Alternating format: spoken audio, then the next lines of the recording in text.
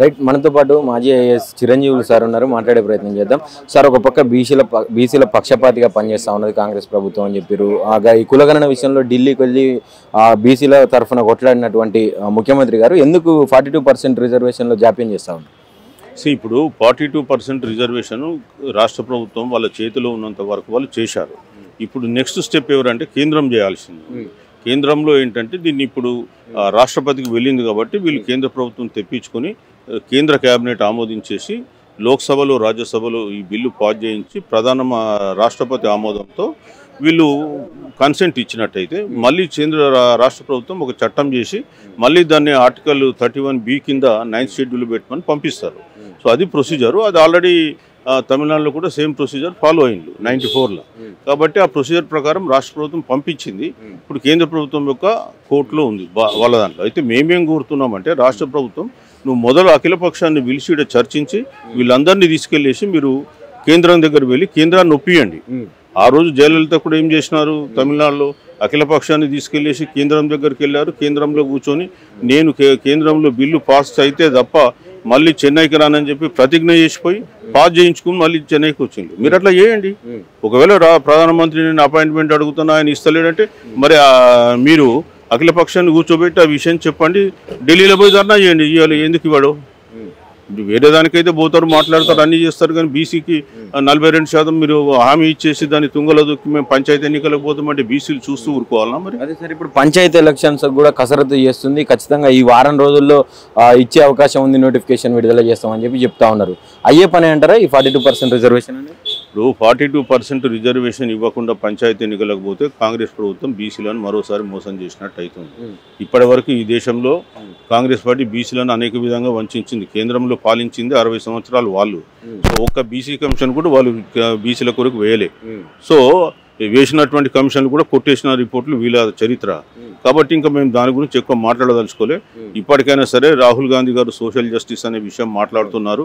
కాబట్టి రాహుల్ గాంధీ గారి మీద ఉన్నటువంటి సదభిప్రాయంతో మనకు న్యాయం జరుగుతుందని అనుకుంటున్నాం.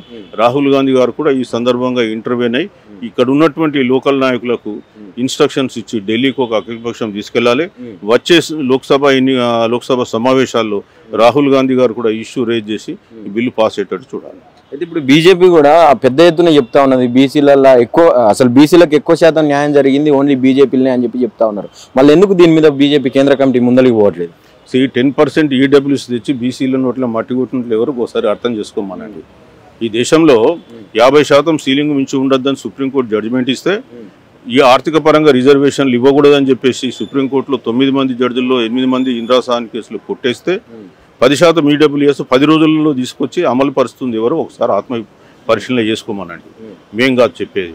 మీరు బీసీ బిడ్డలకు గత 11 సంవత్సరాలుగా ఎన్ని స్కాలర్షిప్స్ ఇచ్చినారో ఒకసారి లెక్క తీసి మాకు చెప్పమని చెప్తున్నాం. బీసీలకు మీరు ఎంత బడ్జెట్ కేటాయించిండ్రు, మీరు ఏం చేసినారు? మీరు 16.5 లక్షల కోట్ల పారిశ్రామికవేత్తలు రుణమాఫీ చేస్తున్నారు. కానీ బీసీలకు ఒక 40,000 కోట్లు స్కాలర్షిప్లకు ఇవ్వాలి. మీరు ఖర్చు పెట్టింది ఎంత? గత 10 సంవత్సరాల్లో 15,000 కోట్లు స్కాలర్షిప్ల మీద బీసీ బిడ్డలకు. మరి రీసెంట్గా ఈటెల గారు కూడా మాట్లాడారు నిన్న ఒక పుస్తకావిష్కరణ సభలో. అసలు బీసీలకు ఎక్కువ శాతం ఇటు స్థానిక మన అసెంబ్లీలో కావచ్చు, అటు పార్లమెంట్లో కావచ్చు ఎక్కువ శాతం సీట్లు ఇచ్చింది కేవలం బీజేపీ మాత్రమే అని చెప్పి మాట్లాడింది. ఇప్పుడు వాళ్ళ లెక్కలు వాళ్ళకుంటాయి, మా లెక్కలు మాకుంటాయి. వాళ్ళ లెక్కల్ని మేము కాదంటలే. పాజిటివ్గా ఉన్నది వాళ్ళు చెప్పుకుంటున్నారు, నెగిటివ్ ఉన్నది మేము చెప్తున్నాం. మేము కూడా పాజిటివ్ది కూడా చెప్తాం, మాకేం బాధ లేదు. కేంద్రంలో ఉన్నటువంటి మంత్రులలో 27 మంత్రులు ఇస్తే క్యాబినెట్ మినిస్టర్లు ఎంతమంది ఉన్నారని మేము ప్రశ్నిస్తున్నాం. మరి అట్లనే మీరు ఒక బీసీ మంత్రిత్వ శాఖ పెట్టమంటే కూడా పెట్టలేదు. మీరేం చేసినారు?